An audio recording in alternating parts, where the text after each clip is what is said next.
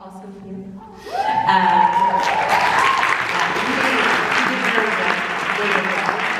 Yeah, so collaboration we did a Nocturne, my first film, and yeah, I mean, I think we're both huge planners and huge control freaks. So we spent hours and hours in the pandemic on Zoom, just going through all the locations. Like then we're blocking the film ourselves with me sort of like filming all of the roles, like very embarrassing videos of me kind of crawling around being like George and then Lily and I mean, yeah, it's just it's in the first film and in this one it's just been a very intense, very productive collaboration, like very, very close one. So a lot of arguments, but a lot of good outcomes, I think. Lily, can you tell us how you prepared for the role of the Wildcat? Yeah. Well, it was definitely the most unique film that I've ever done, and probably one of the most unique that I'll ever do, and one of the most special as well. Obviously, there's like the obvious kind of physical preparation that comes with getting to know your animal and preparing that kind of movement and everything. But I think most importantly it was connecting to the humanity of the character, because there's so much of that, especially for my character, but for all of them.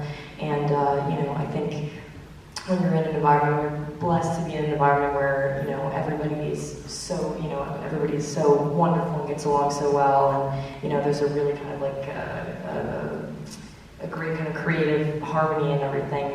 It's an environment that can only kind of create space for great work, and Nat and George and Michal and Terry and Jesse and everybody, the whole team, created a really safe space for us to kind of act like maniacs.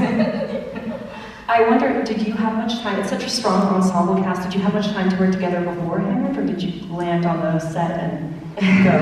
Well, I had met George before, but we kind of landed and all met there, and we had a little bit of prep time there once we were, in the bubble before we started shooting and everything, and it was one of those really kind of lucky situations where we all just happened to really get along as well, and we formed this little family, and obviously there's a lot of complications that comes with shooting a movie during COVID, especially like last summer, pre-COVID and everything, but if something beautiful came out of it, I think it was the little family that we formed, and we were literally together all the time, 24/7, and so that creates a lot of, you're all very comfortable with each other, and I think in the end it ended up being probably a good thing for the work. You really do seem like a family on film. It's very beautiful. Thank you. I would love to take some questions from the audience. Please don't remove your masks when you're asking your question, and raise your hand high. Yes?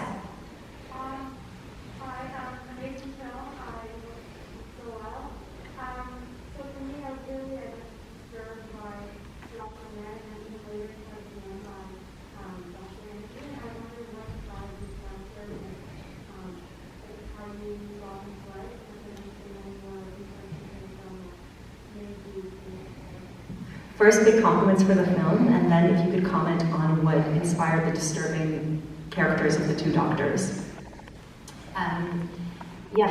So obviously, when I decided to set the whole film in an institution to cure his illness, I kind of also started thinking that the natural antagonist would be the therapist, which is ironic because I'm actually a big therapy fan myself, but and then obviously there was sort of like an evolution, I suppose, like a process of sort of imagining like, okay, well, what would be the most extreme forms of humiliation they could, put these young adolescents through, and it kind of it built very gradually as I was writing the script, and then I think at some point Dr. Mann, I think, was slightly a bit two-dimensional as a character. I hope he's not in this version, but typically, I guess, in ensemble pieces, other characters tend to suffer because you focus on your lead so much. And I was reading, and then it was a suggestion actually of a girl and a friend who was working at Feline, and she suggested to read The Shock Doctrine by Naomi Klein, which I hadn't read before.